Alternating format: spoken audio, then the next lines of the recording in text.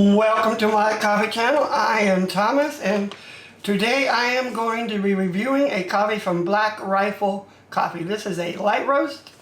It is called their Silencer Blend. I'm going to analyze it, cup it, cold brew it, and let you know if this is a good buy, good coffee for you to be drinking.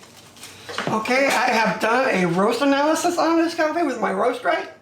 It is a 63, which makes it a light to almost to a medium, but it is a light roast. I must say, one of the first things I notice is this coffee has a very nice, melony, sweet smell to it. I like the smell of this coffee, and it's right out of the bag. And I did buy this coffee off the website. I must say, I made a mistake this week. I don't know how I did it. I always try to buy whole bean to get the freshest possible coffee. Somehow I mistakenly ordered ground coffee. But anyway, I did order it off the website, so it should be the freshest coffee possible. And like I said, it does not have a roast on date. Anyway, be right back. We're going to cup this coffee, and I'm going to let you know how good it is. Okay, I'm waiting for our coffee to be ready to be cupped, sampled, and tasted. I am going to pull a shot and let you know how it is. This is not an espresso coffee, but you all know me. I like trying everything by espresso. Okay, not a whole lot of crema on this coffee.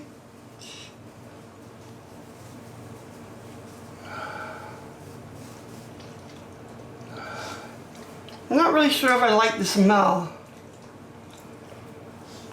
To me, it kind of has a smell. I've never had this smell before. It kind of has a smell of what I would call like chapstick, lipstick, maybe a little fruity, but almost has that waxy lip balm sort of smell to it. A little sweet.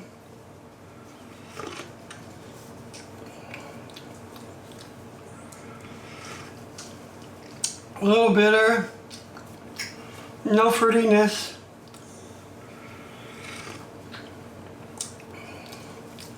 I have to say no to espresso shots with this coffee.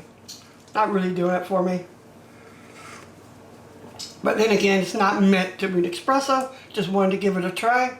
This coffee has been resting about 15 minutes. Let's give it a taste. But first I gotta let you know, when I first poured the water, there was very little, really no bloom on this coffee. So I would have to say it's probably not that fresh.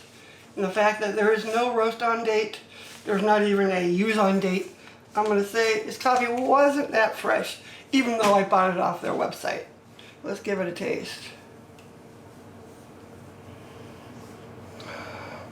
Sort of has on the dry scent, it was sort of sweet banana. I'm getting sense of like crisp apple right now.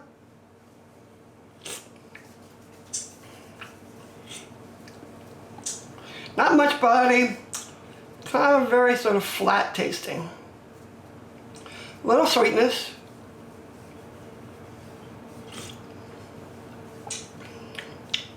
No bitterness.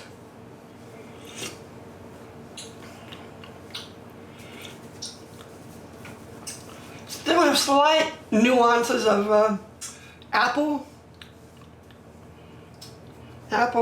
I would probably say this coffee is made up of partially naturally processed coffees. There's a little bit of fruitiness to it. Not a lot. It may have lost a lot of its flavors because of the age. I hate to say it, but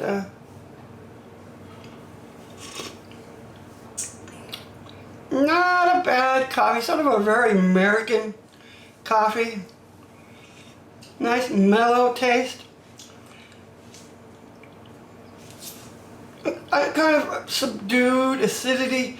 It's not bright, it doesn't sparkle, but it's not bad either. Okay, I'm going to do my scorecard, and I have some cold brew brewing. I'll be back in a few hours with my cold brew and let you know my total score on this coffee and whether I think it's a good coffee for you to be drinking. Be right back. Welcome back. I have my scorecard ready. I have some cold brew we're going to sample. It's been in the refrigerator about 15 hours. Let's give it a taste. We're just going to do a little. Not a real deep color. So some nice citrusy notes from the aroma.